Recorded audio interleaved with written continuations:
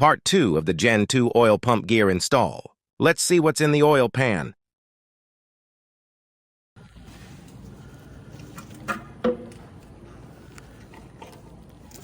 Ooh, shit. Look at all that down in there. Oh, God damn, that's a lot of sludge.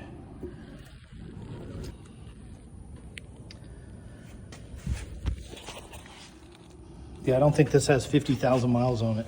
I think the Facebook Marketplace scammer got us. Miles or just neglect? Both. Okay, so the oil pan's all cleaned out. Got most of the sludge out of here. And this corner, this corner, this corner, and this corner, there's some RTV gasket maker. And you can see the pan's pretty clean now. So we're gonna put it back on and bolt it up. All right, got the oil pan torqued down. It's like 89 inch-pounds within 45 degrees for your third pass.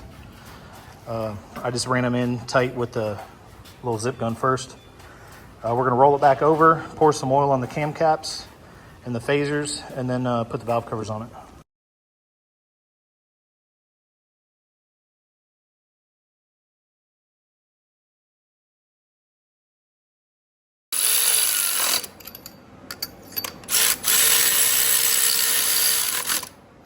All right, I did start all these by hand, and I'll go back over them again later with a ratchet, but they're pretty much tight. Now I'm gonna replace the seals on that valve cover. All right, there's the part number from Ford for the spark plug seal. This is for the VTC seal. And it goes in from the top.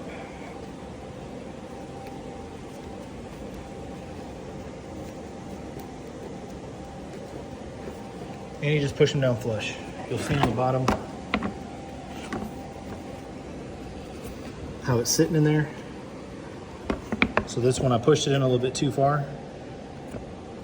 So I'll just get a like a small seal driver and push it back out till where this is flush with the plastic. And then the same for all these.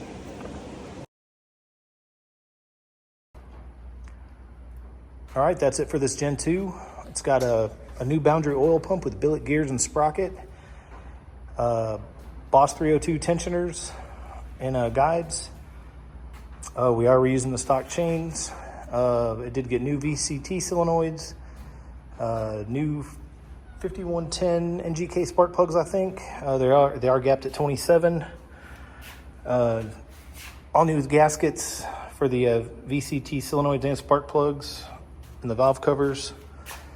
And it's pretty much ready to go. I did add some TX7 to it, a bunch of oil. We're gonna change the oil multiple times on this thing before we actually try to beat on it and make any kind of power.